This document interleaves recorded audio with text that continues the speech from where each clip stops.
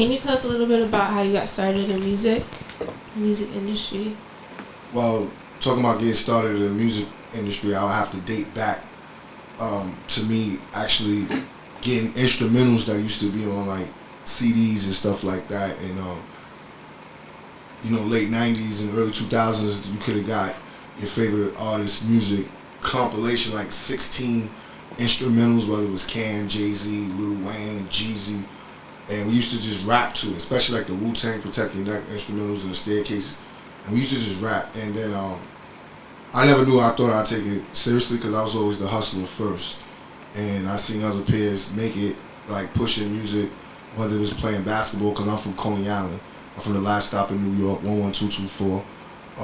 A lot of people know me. I came from the underground circuit of battle rap, but never battle rap. Smack is a great friend, but I did all the freestyles, the aggressive diss records, and then eventually I emerged into the strip clubs, working records and linking up with mainstream DJs that support what I'm doing. Like the sound has got better. I was able to conform from just underground jail raps to stuff that can actually hit radio and get paid to perform.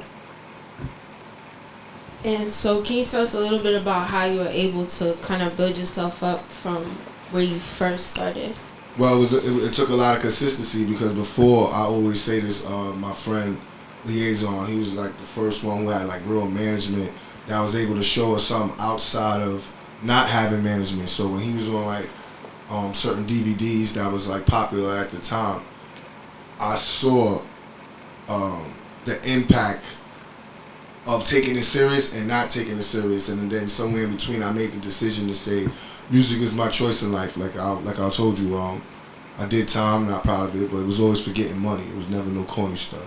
So I just had to figure out how to make it make sense for me, figure out my sound, and how I could take it to the next level. And then when that made sense to me, I feel like that's what it really came inside me to be like, yo, I can really do this and push. And do the mogul approach, because the business is what really got me into the industry. I looked up to Jay-Z. I looked up to all the people that won in this industry, like the Birdmans, the Rick Rosses, the Nick Cannons. Yeah, I said Nick Cannon. Master P. Yeah, because these guys made money. They got in this industry and they're able to do what they love. I don't know if they love it or not, but I would love it if I'm living lavish every day. And it came from hard work. So those are the methods I took in life, and I just applied different strategies to sound better. If I was slacking, if it wasn't moving, it was whack. I know it's whack. Nobody's moving. But eventually I tried to get out there, get in the mix with places where most people are popping at, and try to stand out. And eventually, over the live performances from here to South by Southwest in Austin, Texas, all the concerts that be outside of New York, I made sure I tapped into those markets. And once I knew, people were respecting what I'm doing. But I think before the music, they respected the grind. Like, yo, how did he figure this out? And then, my technique was to understand my craft, what was following me and what do people want. Music is a supply and demand thing. So as far as you kind of carving a lane for yourself, I know you brought up like Master P and Jay-Z. Do you feel that you use what they did as a blueprint, or you also 100%. Yeah. They taught you how to make $1. I tell people every day, show me what you make at the end of the week, and somewhere in your career you could double that. Whether it's merch, whether it's music, whether it's shows and concerts, it's just up to you. But then I also learned you can't tell people like that, because some people don't dream big, and they'll just think you outrageous. And I always say, if you look at things as a big problem, you have little eyes. If you have big eyes, everything is a small problem. So the stuff that people look at, be like, yo, I can't do this. Like me, I'm like, watch me make this happen. And I thrive on it. I pray on it. And, and I really try to do good things so it don't block those blessings. I had to learn how to be that guy. Because over the years, when you was in the pit with all these snakes and backstabbers, you'll learn honesty is out there. It's just the people that you align yourself with. That's what I wanted to ask you about too, because I know even for myself, starting in the industry, I got a lot of bad advice about just kind of saying that you have to move like that, like you have to move. What was the advice? Enlighten me. I just want to hear. Well, just kind of you just gotta a lot of things about ass kissing and just like. Well, you get more with honey than lemon. That is true, and unfortunately, with women in this industry, you could be an asset or a liability, or just here for the fun time and keep it moving. But you gotta salute the women that's like approaching this on a mogul or business level. They staying solid, and when those women that out there hustling with the den of thieves, the men know, like, no, she's serious, so they'll take you serious. So I always tell women, be careful of how you brand yourself and what you put out there, because that's the same energy you're gonna receive back. Yeah, that's true.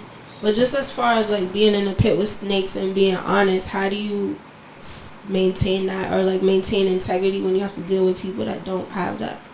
Because it could always be worse. You know what I'm saying? Like, I think when you hit rock bottom, like some people rock bottom may be homeless. Some people rock bottom, maybe their family left them or somebody died. Some people could lose their freedom. When you maintain your thoughts and say, this is why this has happened, you can look at all those things as lessons. And then eventually you be like, I'm not making that happen again. And then as you go through life, as you get older, you know, only a fool makes the same mistakes 4 and 5 times. Not even the first 2. You might be guilty of the first 2. But like 4 and 5 times when the signs are there and it's the thing on and on year after year, you got to clip it. And you will lose friends. So hold on to those class pictures and all the group pictures. So it gets real, especially if you take it serious. Do you have any advice about that? Because I know a lot of, especially artists, they want to keep the day one people and give them some kind of job as they get bigger. If he's day one, you'll know. They may always like wish the best for you, but maybe not at the time. I always believe everything was on time, and I don't even wish my enemies death. I just wish them the best, or just get the fuck out of my way, like that type shit. Because if you focus on that, you lost an hour. Talking about this, I feel like I lost 5 minutes. I could be promoting something else I'm doing right now. Like this move, like this clothesline, this WM apparel I got on. You know, when I get in that mood, like people know what it is.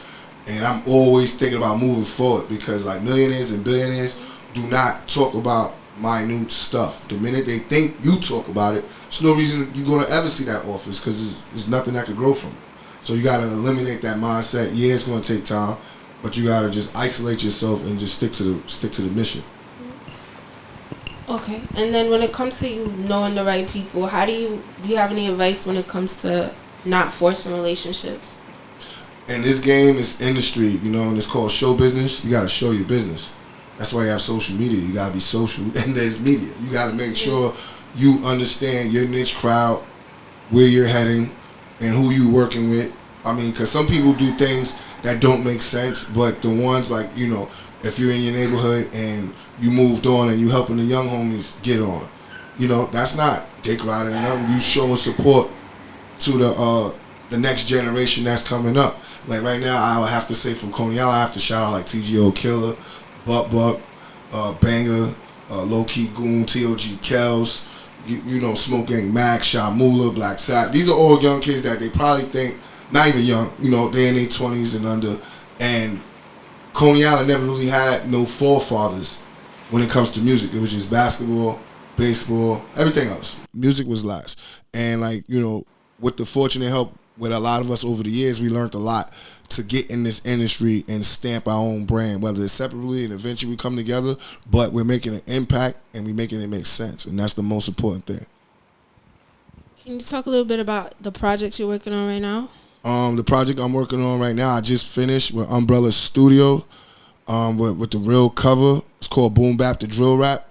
I'm giving you best of both worlds, because a lot of artists get caught in that one sound. Like, you know, when they see somebody a certain age, they expect certain things from them. And then when you're a certain age and you're older, you're expecting, you know, just one category of music. But when you do both and you can rock both crowds, is unstoppable.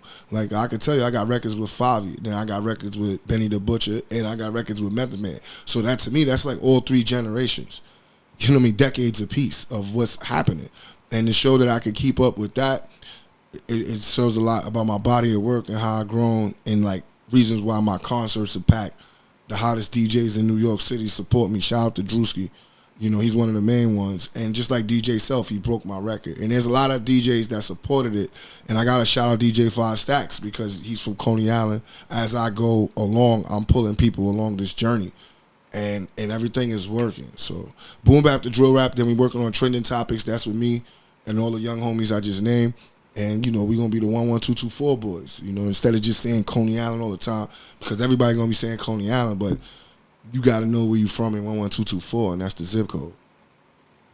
So what do you feel about artists, like the younger artists coming out now, they kind of look just for the one song. I don't think they look for the one song. I think they looking to have fun and make money in the process. But I'm saying they're not looking at it in terms of longevity, like how people. How do we know that? Like when we was younger, when I was younger, how would I know? Because how they put it out, the way they putting it out, like they not trying to make like full albums. I would say this: they throwing out singles. Social media did that.